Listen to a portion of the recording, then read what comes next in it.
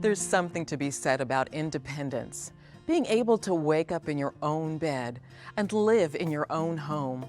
Living on your own means everything, even if it requires getting a little help. Each month, over 500,000 people statewide are able to get that help and retain their independence, thanks to in-home supportive services providers like you. Hi.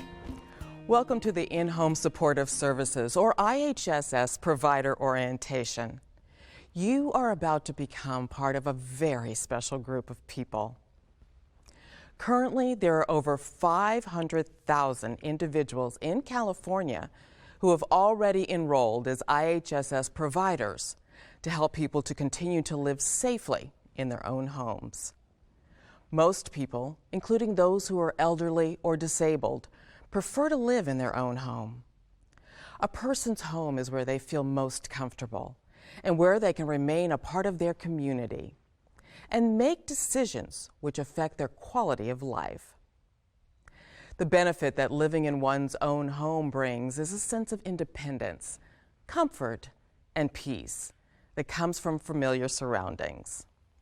You, the IHSS provider, are critical in making it possible for IHSS recipients to remain safely in their own homes, where they can enjoy their personal freedom and independence and continue being a part of their community.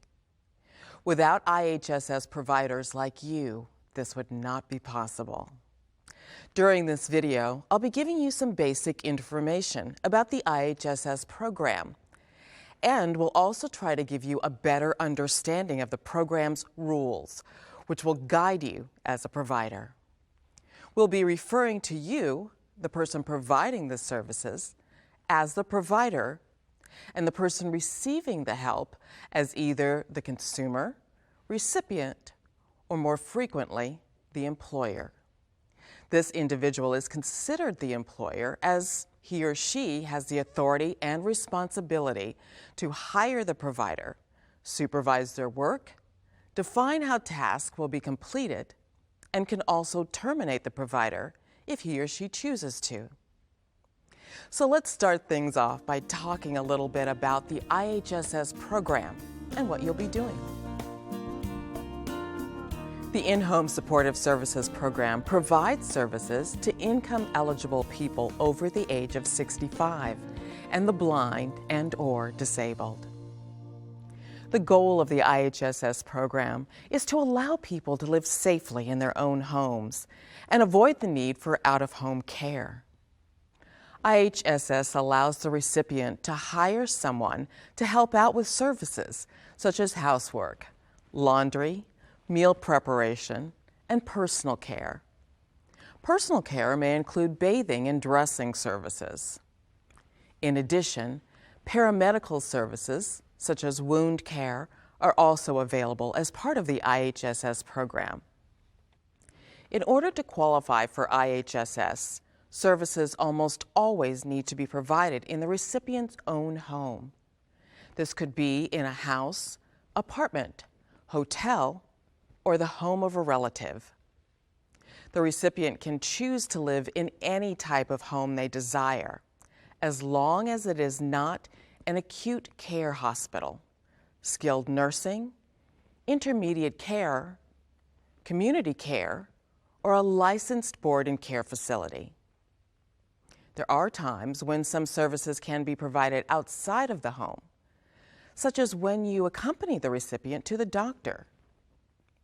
There may be times when services may also be provided in the workplace, or when the recipient travels on vacation and you accompany them. You should always make sure that your employer recipient has informed their social worker in advance to verify if your circumstances will qualify for IHSS payment. IHSS is a Medi-Cal program and is funded by federal, state, and county dollars. Therefore, recipients must meet all Medi-Cal income eligibility requirements to receive IHSS services.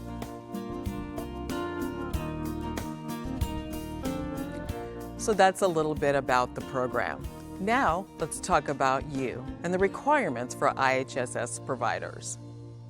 One of the first things you have to do is attend a provider orientation to get specific information about IHSS rules and regulations, including overtime, travel time, and IHSS program integrity. The good news is that watching this DVD is part of your orientation, so you're already well on your way. Once we're done with the orientation session, you'll be asked to sign the IHSS Provider Enrollment Agreement Form, SOC 846. By signing this form, you agree that you will provide only the authorized services. You understand the workweek, overtime, travel limitations, and violations. You understand the program's expectations as described in today's orientation. You will cooperate with the state and county staff to provide necessary information. You are aware of measures that the state and county may take to enforce program integrity. You understand that if you do not follow the rules and requirements to be a provider, you may be ineligible to provide services in the IHSS program. And the information you are giving is correct under penalty of lying under oath. As part of the enrollment process, you'll also need to set up a time to get fingerprinted so that a criminal background check can be done. Even if you've previously had your fingerprints taken for something other than IHSS, such as school or a prior job, you'll still need to do it again to become an IHSS provider. Also, if you stop working for IHSS for a year or more, you will need to have your fingerprints redone. If you provide services for multiple recipients in the same county, you'll only need to be fingerprinted once. State law mandates that you are responsible for paying all costs related to the fingerprinting and your background check. Your county IHSS office or IHSS public authority can give you a list of nearby locations where you can be fingerprinted. Be sure to keep the Automated Transaction Identifier, ATI, number printed on the fingerprinting form, as it is needed to trace your fingerprinting. If the criminal background check finds that you have been convicted of certain crimes, you may be ineligible to become an IHSS provider. There are two categories of crimes that will make you ineligible. They are referred to as Tier 1 and Tier 2 crimes. If in the last 10 years you've been convicted of or incarcerated following the conviction of certain crimes, you are not eligible to be enrolled as an IHSS provider and receive payment from the IHSS program. On the other hand, for some Tier 2 crimes, you may be able to be an IHSS provider if you receive an individual waiver or general exception. There are two things to remember if you are working under a Tier 2 individual waiver. First, if you wish to work as an IHSS provider in a different county, you will need to submit another criminal background check to be used in the new county. Secondly, for some Tier 2 crimes, the need for an individual waiver will expire after 10 years. This means that 10 years after your last Tier 2 conviction, you may be able to work for new recipients without having them sign a waiver. Once you've completed all the enrollment conditions, you will receive the IHSS Program Notice of Provider Eligibility, confirming that you can begin working as an IHSS provider. This is a lot of information to absorb. You can find all of the requirements and the definitions of Tier 1 and Tier 2 crimes in the handouts included in your packet. There are two more important requirements that you should know and understand. Because as an IHSS provider, these laws apply directly to you. They are confidentiality and mandated reporter laws. First, confidentiality. You probably know that when you go to the doctor, your confidentiality is protected. This means that your doctors are required to keep all of your medical information private. These same rules apply to all healthcare providers and hospitals, and they also apply to you as an IHSS provider.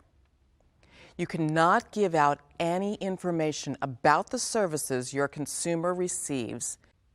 You also cannot discuss any information about your consumer with any unauthorized individuals or organizations without the written permission of the consumer or the person who is legally responsible for that individual. Anyone sharing information inappropriately about someone they care for is guilty of a misdemeanor. Now, let's talk about what it means to be a mandated reporter. As an IHSS provider, you are a mandated reporter. This means by law, you must report any known or suspected abuse immediately to the County Adult Protective Services Agency, the County Children's Protective Services Agency, or local law enforcement.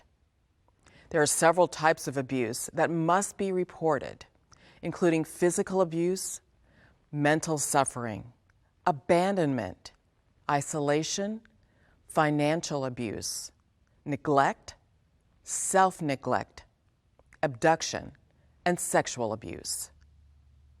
The information about who reported the abuse will be kept confidential. You can refer to the Mandated Reporter handout for more details and information about what you should do if you know or suspect someone you're caring for is the victim of abuse. As you know, IHSS is a huge program in California, made up of over 1 million recipients and providers. To make a program this large run as smoothly as possible, many agencies need to be involved. While it's great to have support on multiple levels, this can sometimes add to confusion as to who you should contact when different situations come up. Let's take a quick moment to break down how everything is structured and who handles what part of the process. The federal and state governments provide oversight and direction to the counties. These counties are responsible for managing the IHSS program on a local level. A county social worker will conduct an assessment. The assessment process includes identifying which services recipients require to remain safely in their own homes, how much help is needed, how much time it takes to provide the services, and how often they must be done. The social worker will take into account the different levels of need on good and bad days. The counties also enroll providers in the IHSS program, answer questions from recipients about IHSS, and participate in fraud detection activities. There are 56 IHSS public authority agencies throughout California. These agencies are responsible for maintaining the county's provider registry, making provider referrals to recipients, and offering access to provider training. Public authorities are also responsible for performing collective bargaining, as well as providing wage and health benefit information to providers. Now we're going to talk about what services IHSS does and doesn't cover. You should have a handout like this one, which says Services Covered by IHSS. In it, you will find a complete list of the services and tasks that you may be authorized to provide for your recipient employer. So let's say you're providing assistance to someone who is unable to do house cleaning or personal care. IHSS can pay for you to assist with meal preparation and cleanup, laundry, shopping, other errands, bathing and oral hygiene, feeding and dressing. Also, each service has a list of specific tasks you should be familiar with. All the approved services and tasks can be found in your handout. There are a lot of services available within the IHSS program. However, you will not have to provide all these services for the person you're caring for. only the IHSS services that are authorized for that individual.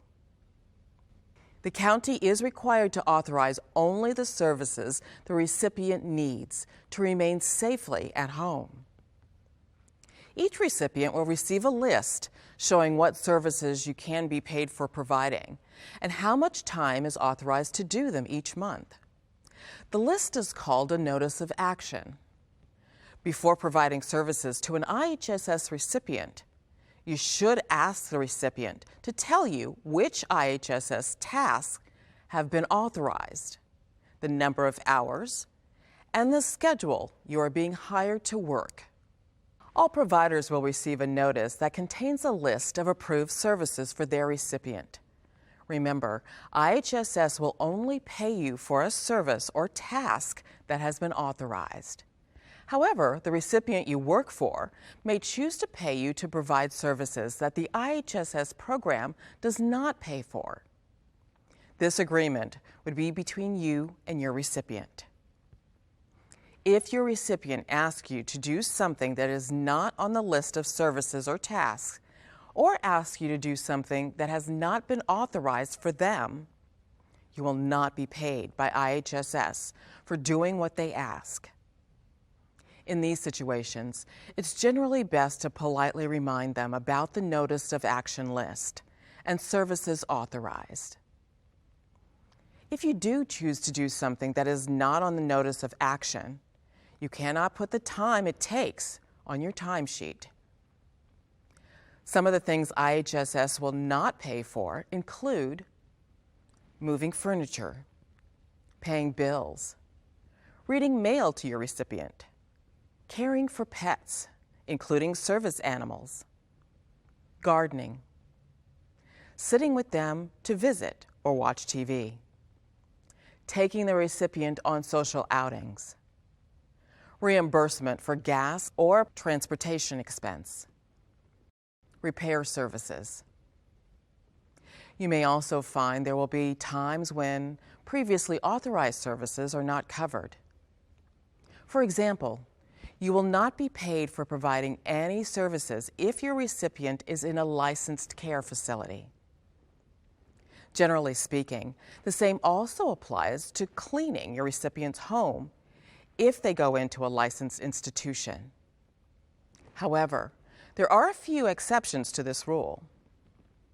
If you find yourself in this situation, be sure to ask your employer recipient to verify with their county social worker first before you do anything. If your employer is hospitalized or passes away, you cannot claim hours and or be paid during their hospitalization or after their death, and should notify the county social worker immediately. If you claim for time worked on your timesheet for services in either of these situations, you will have to repay any money that you received and or may face criminal penalties. In addition to the authorized services and tasks for your recipient, there is also a set amount of hours approved for each service per month.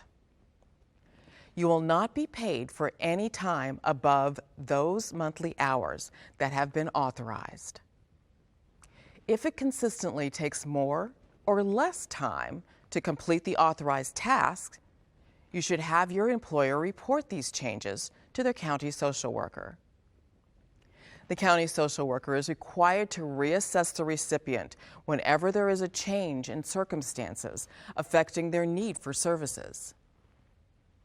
If your employer refuses services you have been authorized to do, you need to make sure your timesheets do not include hours for these services. You must also keep in mind that the recipient may have multiple providers and may choose which providers assist them with certain tasks. As you can tell, it's important that your timesheet only reflects the time you have spent doing authorized services and tasks. It is never okay to put time on your timesheet for hours you have not worked.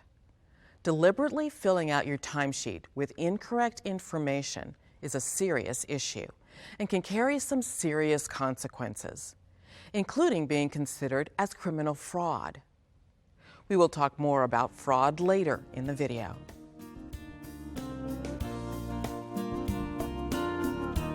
Now let's discuss the Workweek program requirements that may affect you as an IHSS provider.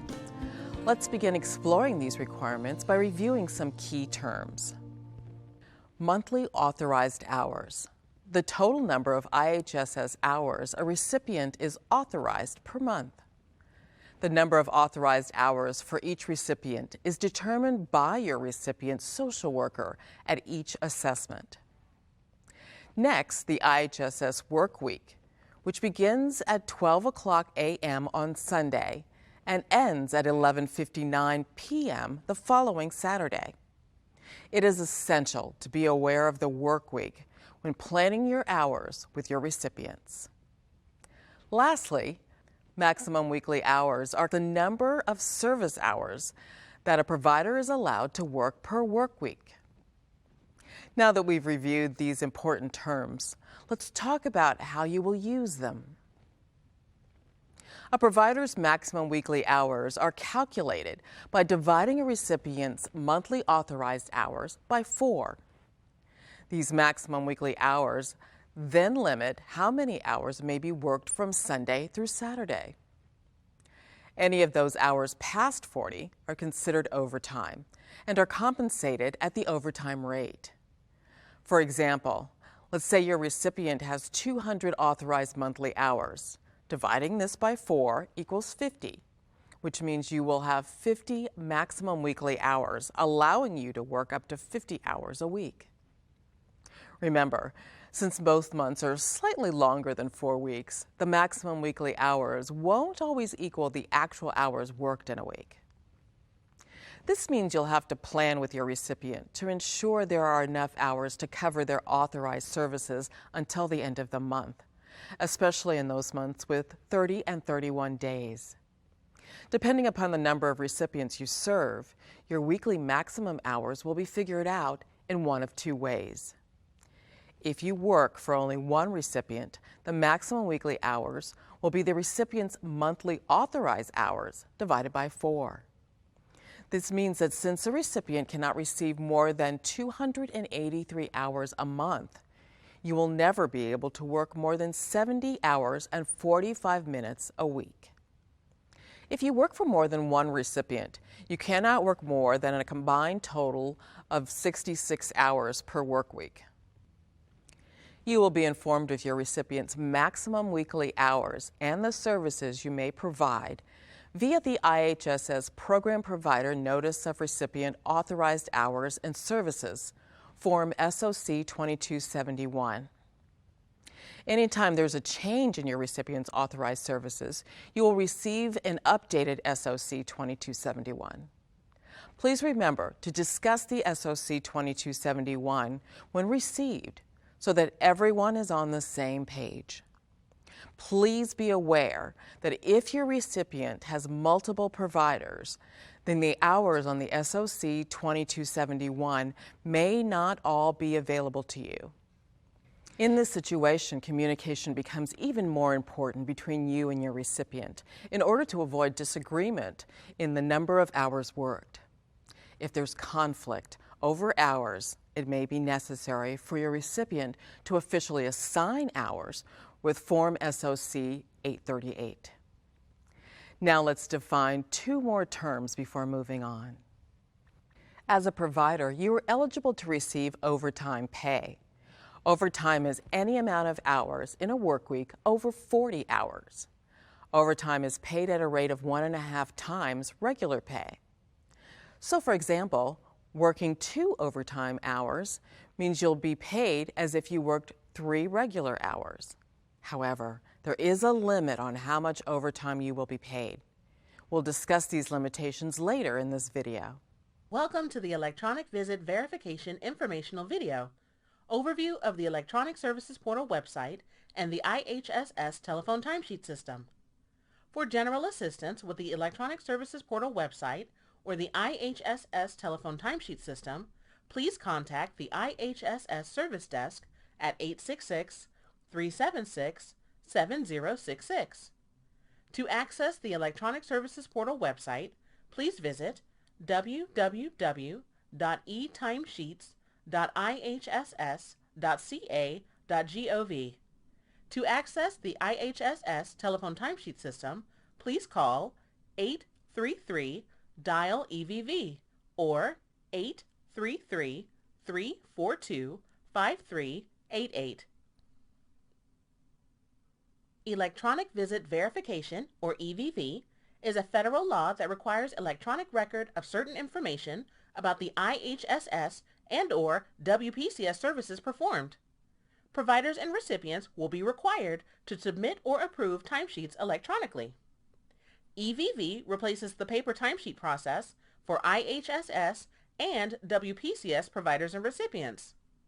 With EVV, providers will be required to include 3 new data entries in addition to the hours worked when submitting timesheets. Providers will continue entering their hours worked and their minutes worked on their timesheets. Entering hours worked and minutes worked is the same data providers enter and claim on their timesheets today and does not change with the implementation of EVV. To meet the federal law requirement, the enhancement of the EVV information includes entries for start time, end time, and location. The start time. This is the time a provider began providing services on that day for their recipient. The end time. This is the time a provider completed services for their recipient on that day. And the location. GPS is not tracking the provider's location. To meet the federal requirement, providers will need to select a location where the services are provided. The options available to select are home, community, or both. Home is if services were provided in the recipient's home. Community is if services were provided outside of the recipient's home. And both is if services were provided both inside the recipient's home and outside the recipient's home during the workday. Here are some important facts about EVV. EVV does not change how services are performed. EVV does not change the number of hours a recipient receives. Providers will be paid based on their total hours worked, not the time between their start time and end time. Providers get paid faster because the timesheet submission and timesheet approval process is done electronically, and recipients will review timesheets at the end of each pay period as they do today. What does all of this mean? Providers and recipients will be required to submit or approve timesheets by using one of the following options. The first option is online, using the Electronic Services Portal, or ESP. The ESP supports any device with internet access, including laptops, computers, tablets, and smartphones, to allow you to electronically submit or approve IHSS or WPCS timesheets. Providers can access the ESP to enter their time worked, submit a timesheet, and check their payment or timesheet status. Recipients can access the ESP to review and approve or reject their provider's submitted timesheet.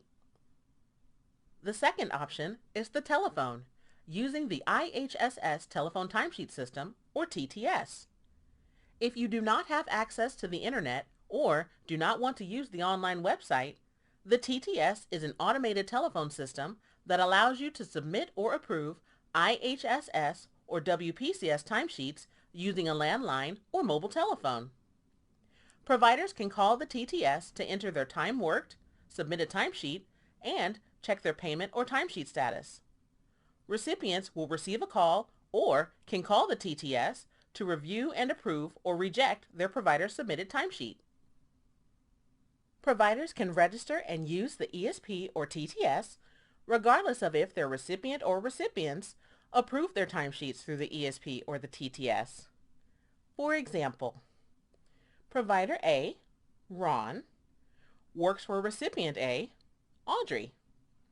Ron can submit his timesheets online through the ESP using his laptop or using the TTS on his mobile phone, even if Audrey chooses to approve Ron's timesheets by using the TTS on her home phone.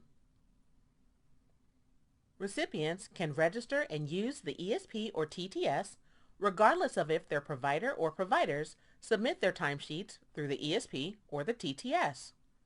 For example, recipient B, Judy, receives services from provider B, Nicole.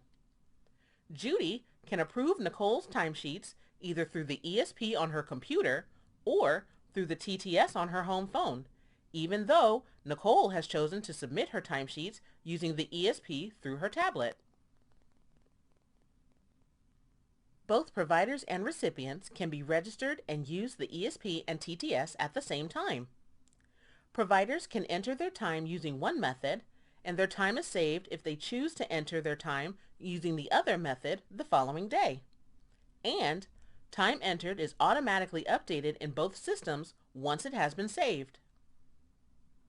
For example, on Monday, a provider using the ESP claimed 8 hours. On the next day, Tuesday, using the TTS, claimed 7 hours. Because providers can be registered and use the ESP and TTS at the same time, the provider now has a total of 15 saved hours for the current work week. Recipients can approve a timesheet using one method and can choose to approve another timesheet using the other method. For example, for the Part A timesheet, a recipient can approve their provider's timesheet using the ESP. For the Part B timesheet, because recipients can be registered and use the ESP and TTS at the same time, the recipient can use the TTS to approve their provider's timesheet. The registration process for the ESP is easy for providers and recipients. To register, providers and recipients need to enter some user information, for example, their name and date of birth. They need to enter either their provider number or case number, enter a valid email address, and need to create a username and a password. To register for the TTS, providers and recipients need to enter some user information, for example, their registration code. A registration code is a 6-digit number that adds additional security by being unique to providers and recipients.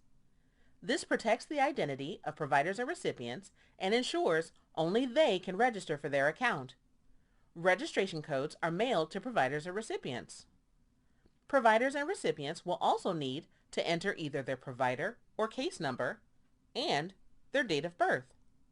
Once the system has confirmed who they are, providers and recipients will need to create a passcode. A passcode is a 4-digit number that will be used each time providers or recipients log into the TTS. Here are some of the benefits of using ESP and the TTS. Getting paid faster. Providers can get paid even faster if they have direct deposit. No mailing time. Submitting timesheets electronically eliminates the mailing time for timesheets. No postage required. Submitting timesheets electronically eliminates the hassle of buying stamps to mail timesheets.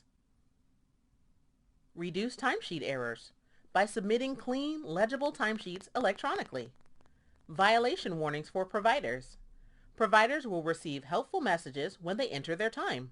And timesheets cannot be submitted without signatures. ESP and TTS require an electronic signature before timesheets can be submitted or approved. Here are some important things to know about EVV. Providers do not need to check in or check out during the day. And GPS will not be used to capture the provider's location. The online portal for EVV will be easy for both the provider and the recipient to use, and a help desk will be available for providers and recipients using EVV. Providers and recipients will not be alone. Now, here's an EVV recap. EVV does not change how services are performed. EVV does not change the number of hours a recipient receives. Providers will be paid based on their total hours worked, not the time between their start time and end time. Providers get paid faster because the timesheet submission and timesheet approval process is done electronically, and recipients will review timesheets at the end of each pay period as they do today. This concludes the Electronic Visit Verification informational video. Overview of the Electronic Services Portal website and the IHSS telephone timesheet system. Please continue to view additional informational videos at the highlighted website address to learn more about the Electronic Services Portal website and the IHSS telephone timesheet system. If you work for more than one recipient on the same day at different locations, you may be eligible to claim travel time. Eligible providers may claim up to 7 hours of travel time per work week. If you claim more than 7 hours in a work week, you will be paid that travel time up to 14 hours, but will incur a violation. Your time spent traveling between recipients' locations does not count toward your maximum weekly hours and is not deducted from your recipient's monthly authorized hours. Travel time does not include the time it takes for you to travel from your own home to the location where you provide services for a recipient or back home after your work is completed. Travel claim forms will be mailed out with your timesheets. While timesheets and travel claim forms come in the same envelope, they are meant to be mailed to separate addresses. Pay close attention to your return addresses to ensure that you will mail the two forms to the correct places. While you may mail the two forms together, be aware that it will delay the processing of your payment. In addition to travel time, you may be compensated for wait time. Wait time is part of the medical accompaniment service and refers to the time spent waiting to assist your recipient at a medical appointment. Please see your handout materials and/or contact your local county IHSS office for more information on wait time.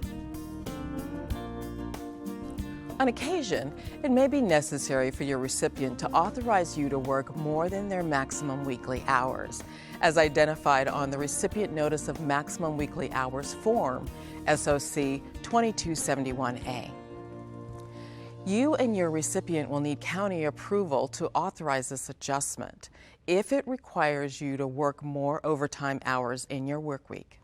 Let's say, for example, you normally work 35 hours a week, but your recipient needs you to work an extra 10 hours on Friday and Saturday. Since these 10 hours will give you 5 more overtime hours than usual, you would need county approval. If a workweek adjustment doesn't add overtime hours to your schedule, then you won't need county approval. It is, however, important to let any other providers or recipients associated with you or your recipient know about the adjustment to avoid possible conflict. It is possible that your recipient may need to find another provider to fulfill the services needed in the adjustment. It's always recommended that recipients have at least one backup provider in case you are unavailable. It's a good idea to check with your recipient's social worker when adjusting hours. Contact your local county IHSS office for more information on how to make these changes.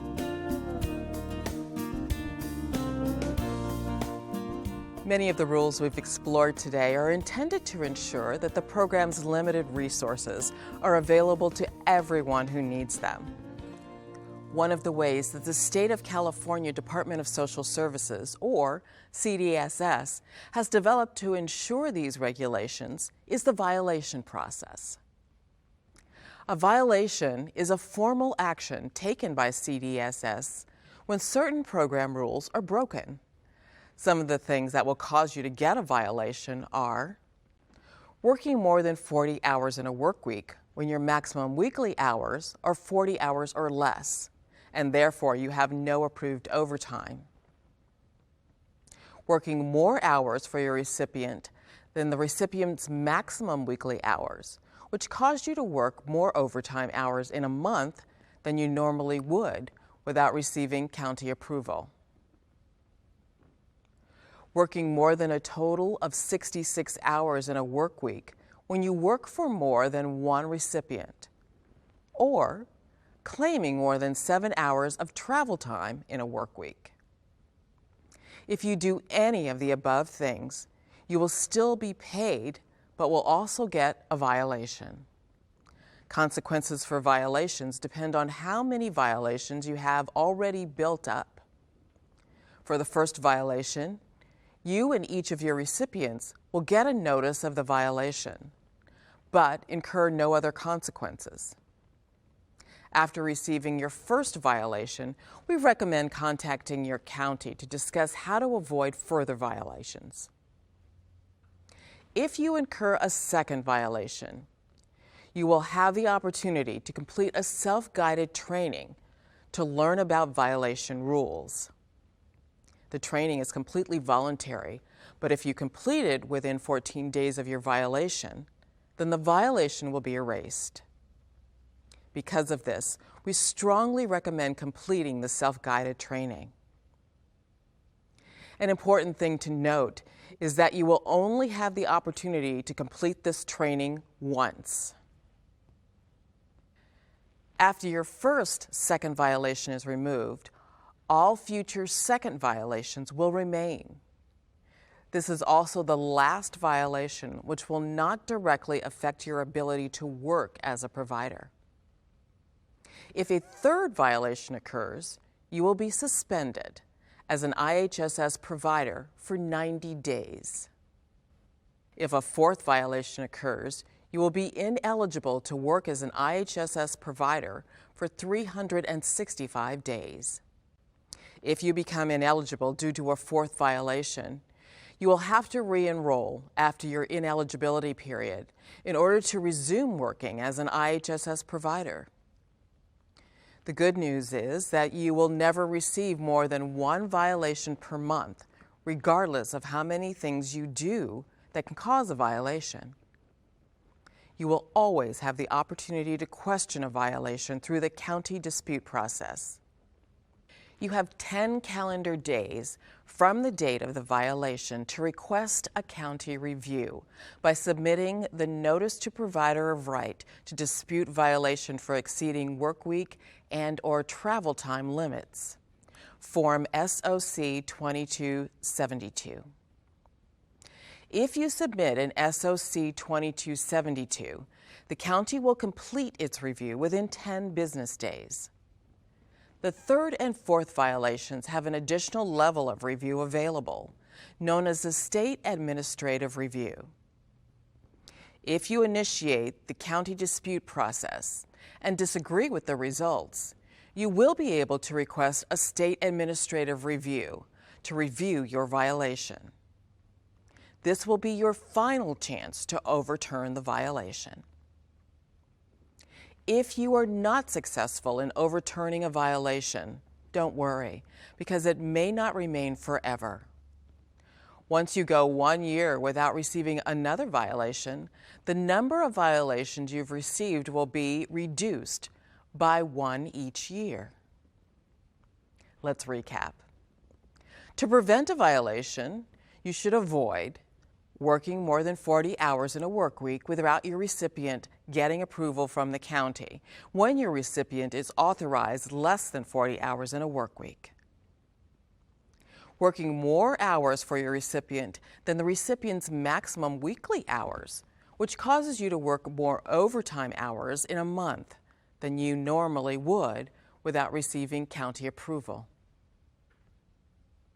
Working more than 66 hours in a work week when working for more than one recipient. Claiming more than 7 hours of travel time in a work week. For more information regarding violations, contact your local county IHSS office or IHSS Public Authority. As we said earlier, IHSS is a Medi-Cal program funded by federal, state, and county dollars. This means that IHSS fraud is Medi-Cal fraud. The California Department of Healthcare Services is responsible for investigating Medi-Cal fraud. Reducing and eliminating fraud helps save IHSS program resources. If you suspect anyone may be committing IHSS or other Medi-Cal fraud, you must report this to Medi-Cal by calling the toll-free number, sending an email, filling out an online form, or contacting the county. You do not have to have proof of fraud. There are investigators who will determine whether Medi-Cal fraud has been committed. The Department of Health Care Service auditors, County District Attorney's Office, and state and county welfare investigators all investigate potential fraud when cases are referred to them and prosecute those accused of fraud. In addition to public reporting, fraud may be detected in several ways, including through computer matches with other federal and state agencies, during the assessment process, while the county and/or state staff conduct quality assurance and fraud detection activities, and during authorized, unannounced program integrity visits to the homes of recipients by state and/or county staff. The following video shows some real examples of how actual IHSS recipients and providers tried to take inappropriate advantage of the IHSS program. The result? Criminal fraud and some pretty significant penalties. While the stories are true, actors have been used to portray both the recipients and the providers.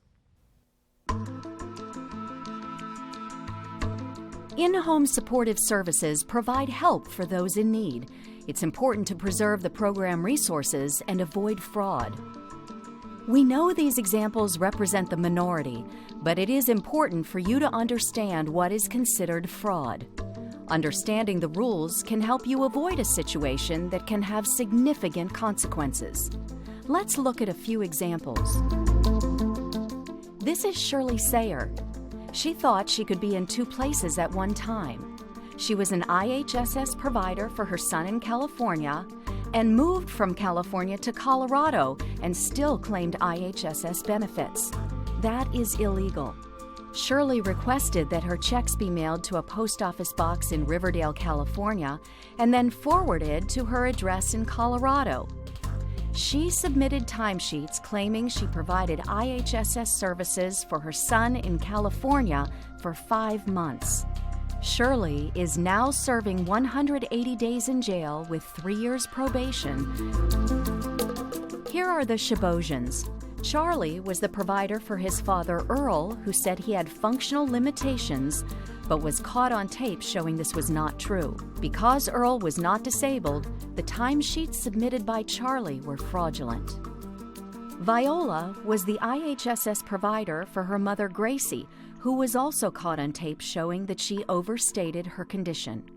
As a result of Mom and Dad overstating their needs, their children received over $70,000 in false benefits. They are all serving time now.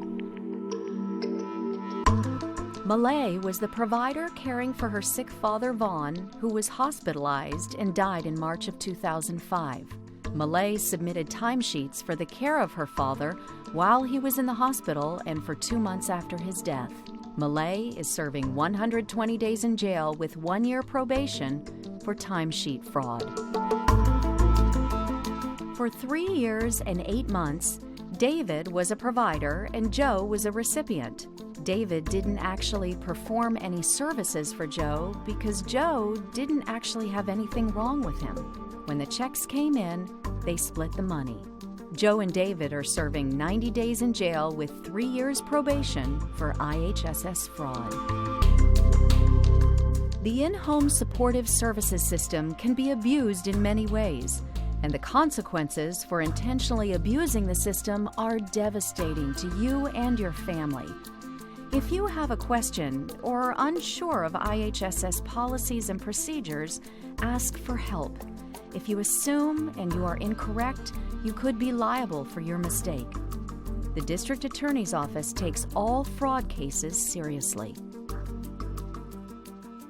The information shown here is also included in your packet. Remember, by being aware of both the IHSS program rules and your own responsibilities as an IHSS provider, you can help protect the integrity of the IHSS program. Well, we're just about done, but there's just one last thing that you will need to do before you leave here today, and that is to sign the Provider Enrollment Agreement form that's included in your packet. We hope that this presentation has given you a better understanding of the IHSS program and provided some helpful information on how to follow the requirements. If you have any questions, your county social services staff or public authority representative can help you. On behalf of the California Department of Social Services, we would like to thank you for your willingness to serve as an IHSS provider. Your job is definitely not an easy one, but thanks to you, it can help keep elderly, blind, and disabled adults and children safely in their own homes. We thank you for your assistance and dedication to this valuable program.